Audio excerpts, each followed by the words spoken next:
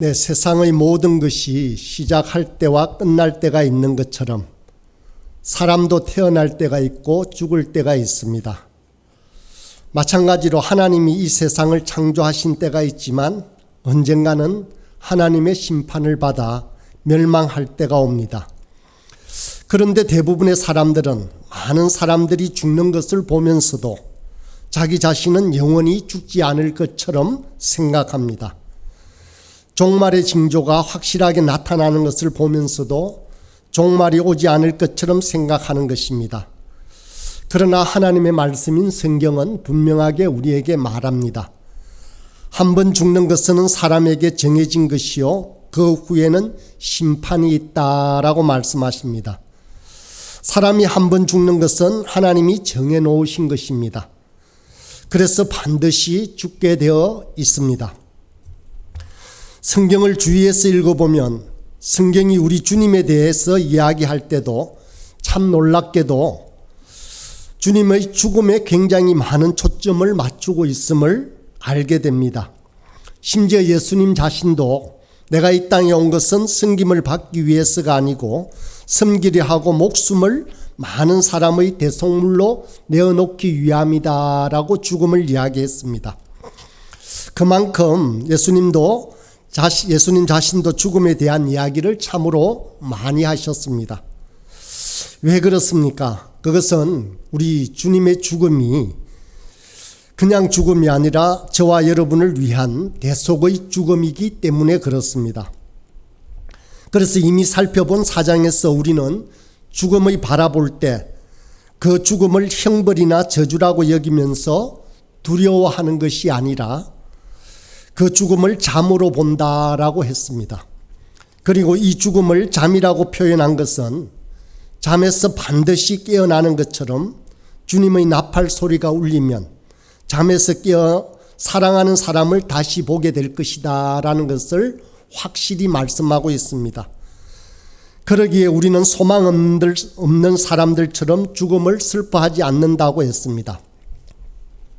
오늘은 우리가 살아가는 이 세상에 마지막이 있는가? 그 마지막에 정말 하나님이 우리를 재판하고 심판하시는가? 정말 그 일이 일어난다면 우리는 어떻게 준비해야 되는가 등을 살펴보고자 합니다. 성경은 종말이 반드시 온다고 가르칩니다. 창조와 함께 세상이 시작되었던 것처럼 마지막도 반드시 있고 그 마지막 때에는 하나님의 심판대 앞에 서서 벌거벗듯이 우리의 모든 삶이 그분 앞에 드러나서 재판을 받을 순간이 올 것이다 라고 성경은 분명하게 가르치십니다. 정말 공의로우시고 공평하신 하나님이 우리 삶을 재판하시는 순간이 반드시 온다고 말하고 있는 것입니다.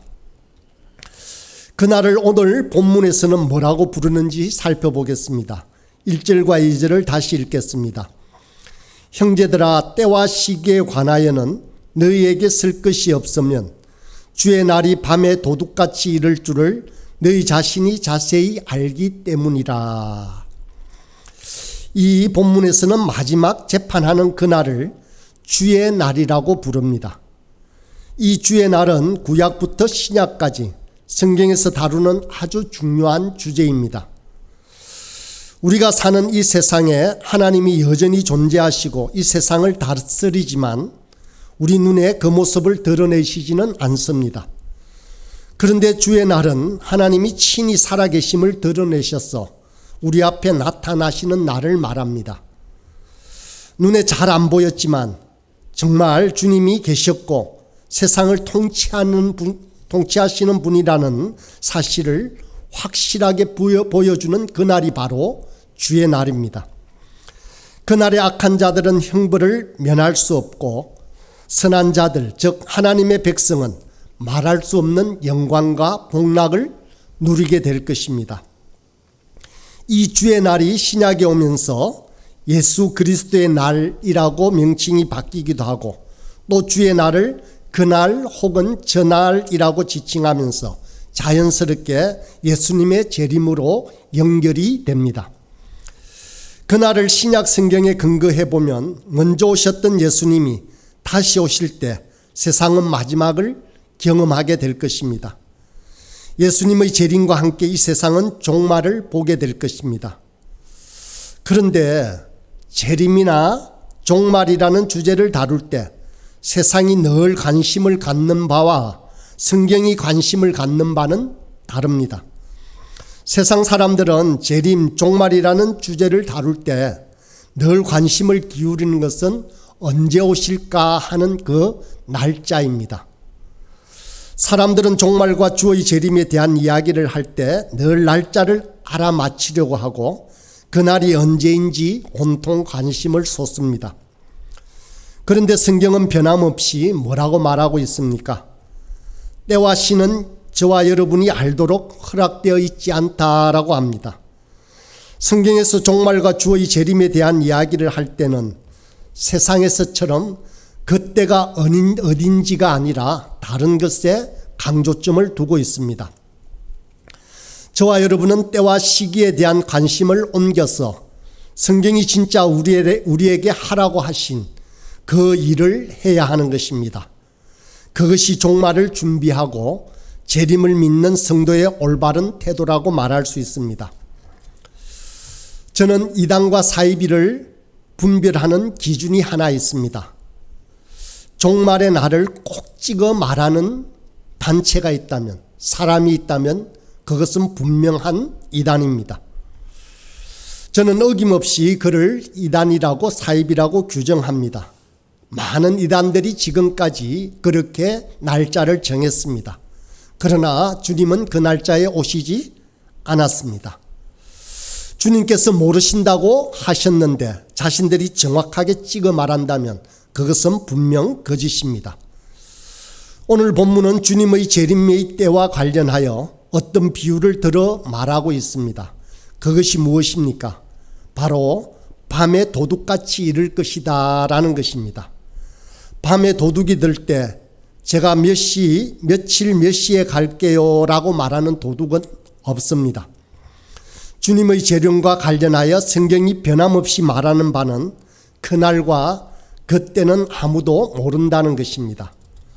마태복음 24장 36절에도 예수님께서 이 세상에 계실 때 이렇게 말씀하셨습니다. 그러나 그날과 그때는 아무도 모르나니 하늘의 천사들도 아들도 모르고 오직 아버지만 아시느니라 라고 했습니다. 그날과 그때를 천사들이 모르는 것은 말할 것도 없고 주님도 모른다고 하셨습니다. 성자 하나님이신 주님이 어떻게 모를 수 있겠습니까? 삼위가 한 분인 하나님인데 모르실 수가 없겠지요. 그런데도 그날과 그때에 대한 것은 얼마나 열어주지 않으신지를 강조하시기 위해서 주님도 모르신다고 말씀하십니다. 아버지에게만 속한 일이라는 것입니다. 많은 사람이 때를 알면 더 잘 준비할 수 있을 것이라고 생각합니다. 그것은 우리들의 생각일 뿐입니다. 성경은 저와 여러분이 주님 오실 날을 알게 되어 원하든 원하지 않든 강제적으로 뭔가를 준비하는 그런 준비를 가르치고 있지 않습니다. 주님이 원하시는 준비는 그런 것이 아니기 때문입니다. 성경은 여러분이 그날을 알아서 내일 주님이 오시니까 싫지만 억지로 준비하는 것을 준비하라고 말하지 않습니다. 아버지 하나님은 그런 것을 원하지 않는다고 분명히 말씀하십니다. 그렇기 때문에 나를 아는가 모르는가는 결정적이지 않습니다. 재림에 대한 주제의 강조는 날짜를 정확하게 알아맞히는 것이 아니라는 것입니다. 주의 날을 묘사할 때 또 하나의 중요한 표현이 있습니다. 3절을 읽어보겠습니다. 그날이 평안하다 안전하다 할 그때에 임신한 여자에게 해산의 고통이 이른과 같이 멸망이 갑자기 그들에게 이르리니 결코 피하지 못하리라. 재림과 종말을 다루는 성경 부분에서 자주 사용하는 두 번째 비유는 바로 아이를 가진 여자입니다. 여자가 아이를 가지면 틀림없이 어떤 날을 맞게 됩니까? 바로 아이를 해산하는 그 고통의 날을 맞게 됩니다. 아이를 가지면 원하든 원하지 않든 그날이 반드시 옵니다. 아이를 해산하는 수고와 고통을 겪게 되는 것입니다.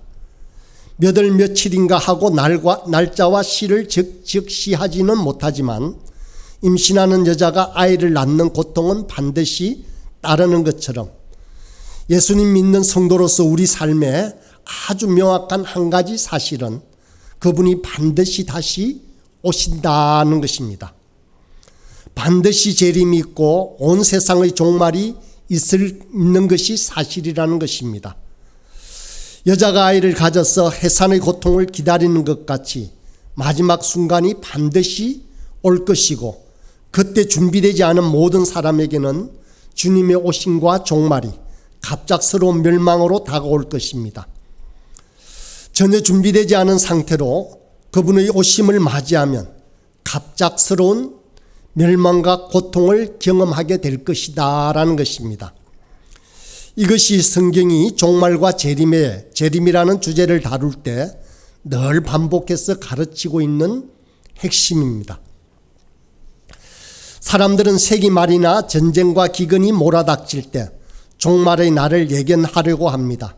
언제인지를 날짜를 정하려고 합니다.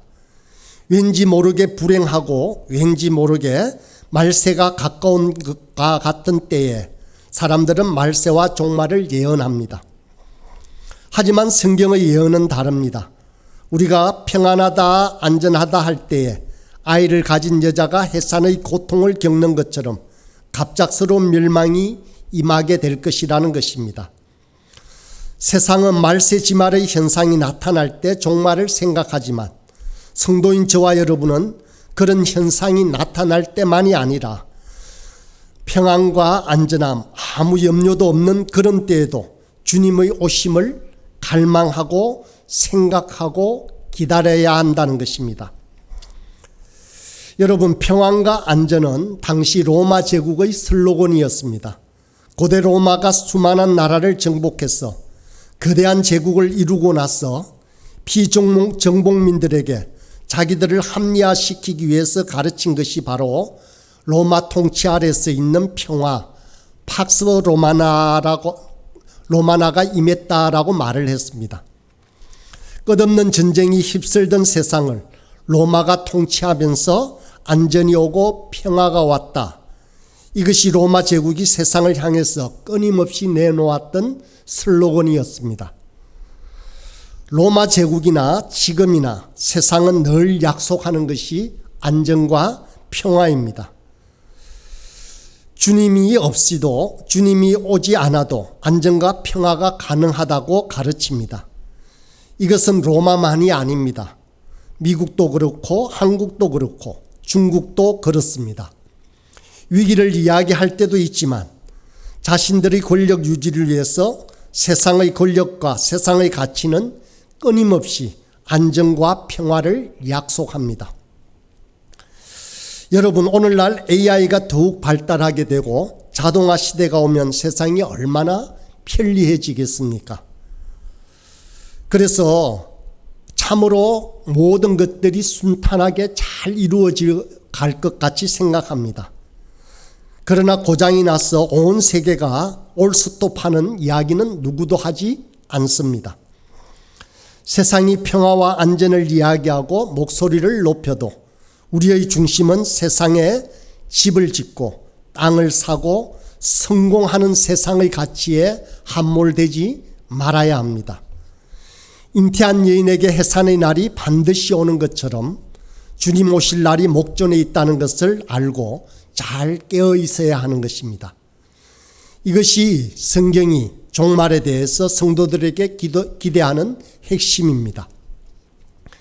이제 우리 그리스도인들에게 종말은 어떻게 적용되는 것인가를 살펴보겠습니다. 성경에서 종말을 묘사할 때 두 가지 표현을 사용한다고 했습니다. 밤에 도둑같이 주님이 오실 것이다.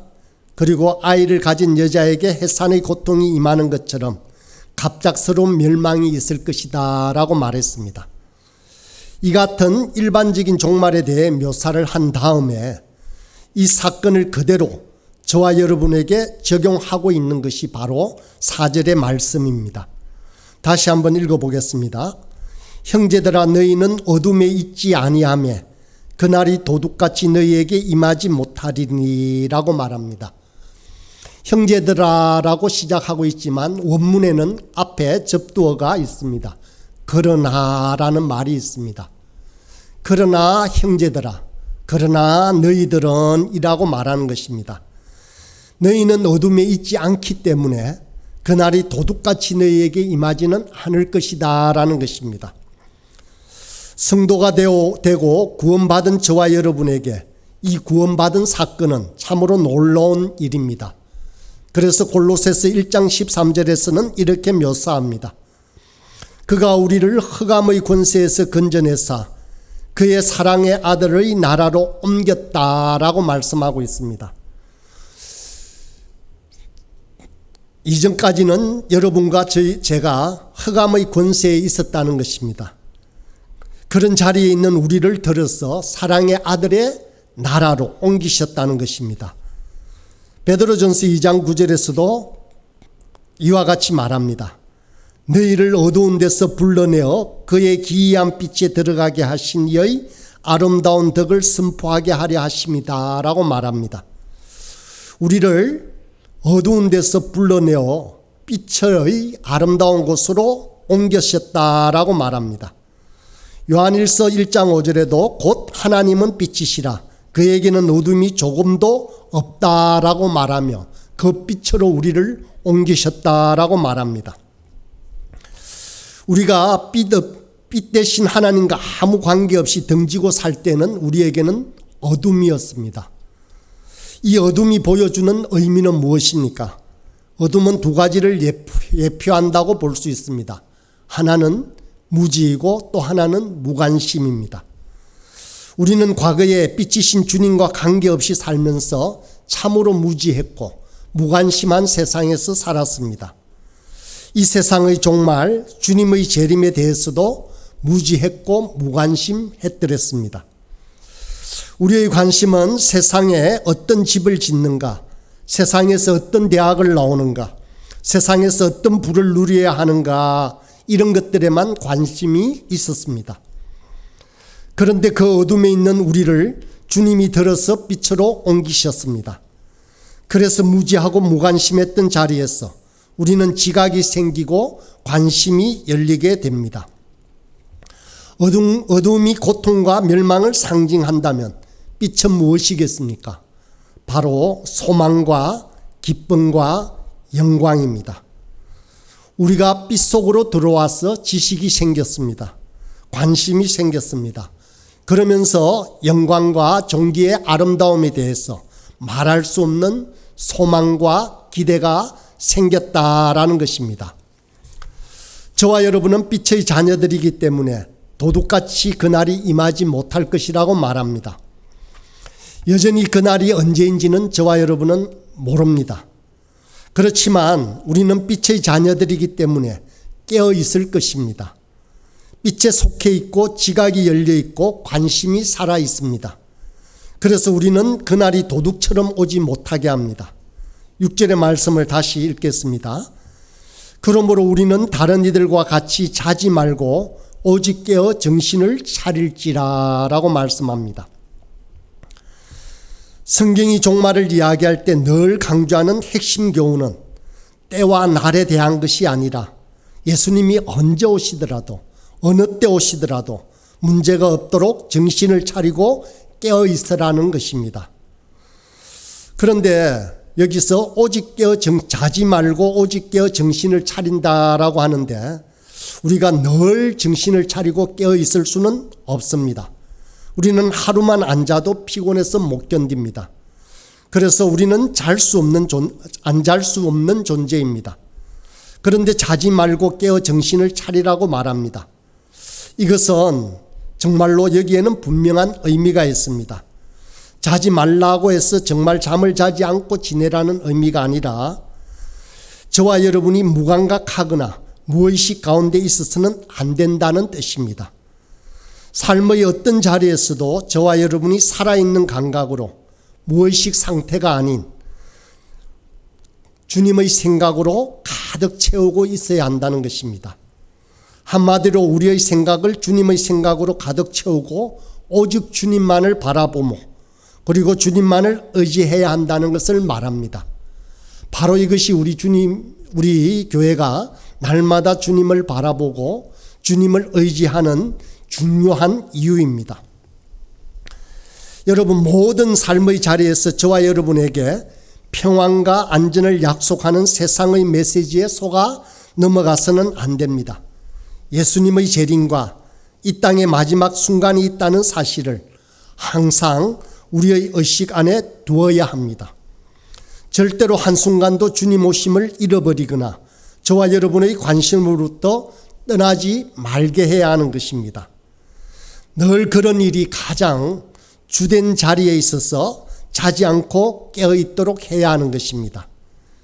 이것이 종말과 재림에 대한 우리 주님의 권면이십니다. 저와 여러분이 항상 이렇게 할 수 있겠습니까? 나는 못하겠다. 나는 그렇게 할 수 없다. 라고 말하고 싶지 않습니까? 그런데 할 수 없을 것 같지만 우리는 놀랍게도 할 수 있습니다. 왜 그렇겠습니까? 그것은 바로 사랑하기 때문에 그렇습니다. 사랑은 그 일을 이룰 수가 있습니다. 이것을 안 했을 때에 받게 될 불이익 때문에 억지로 하는 것이라면 우리는 그것을 놓칠 수도 있습니다. 그렇지만 사랑하기 때문이라면 한순간도 그 사건을 감각 없는 상태에 우리를 두지 않을 것입니다. 무지하거나 무관심에 두지 않을 것입니다. 바로 우리가 그러한 상태에 머물러 있지 않게 하는 것은 바로 주님을 사랑하는 마음 때문입니다. 성도인 우리에게 종말과 심판은 두려워서 떨고 있는 사건이 아니라 빛의 자녀로서 최고의 영광스러운 사건입니다. 저와 여러분 인생에서 최고의 기쁨과 행복의 절정이 주어지는 순간입니다. 그러므로 주님의 얼굴을 마주하며 보는 것은 세상의 어떤 경험과도 비교할 수 없는 최고의 바람일 것입니다. 그날은 우리 인생의 최고의 순간이기에 성경은 자지 말고 깨어있으라 라고 말하는 것입니다. 찬송가의 미래와 소망에 관한 부분에 찬송가들이 여러 곡 있습니다. 이 찬송은 장례식 때나 혹은 나이 든 사람들이 부르는 찬송이 아닙니다. 이 찬송을 통해서 우리는 주님 오실 날을 더 기대하고 소망하며 살아갈 수 있습니다. 우리가 종말이라는 주제를 다룰 때 주님이 저와 여러분에게 무엇을 기대하실까요? 날짜를 알려주지 않으신 주님이 우리에게 기대하시고 원하시는 것은 무엇이겠습니까? 주님은 치열한 경쟁 사회인 이 세상에서 살아가는 일이 얼마나 수고로운지를 잘 알고 계십니다. 우리 주님은 우리의 연약함도 잘 알고 계십니다. 그럼에도 주님은 우리가 주님을 사랑하기를 원하십니다. 이 세상살이의 수고로운 순간에도 주님을 향한 기대와 소망이 잠시도 잠자는 상태로 머물러 있지 않기를 원하십니다. 주님이 우리를 생각하시는 것과 똑같이 우리도 주님을 정말 기다리고 사모하다가 주님을 만나기를 가장 원하십니다. 이것이 종말을 다루는 우리에게 적용할 수 있는 성경의 메시지입니다. 설교를 준비하면서 저도 제 자신을 많이 돌아보게 됩니다.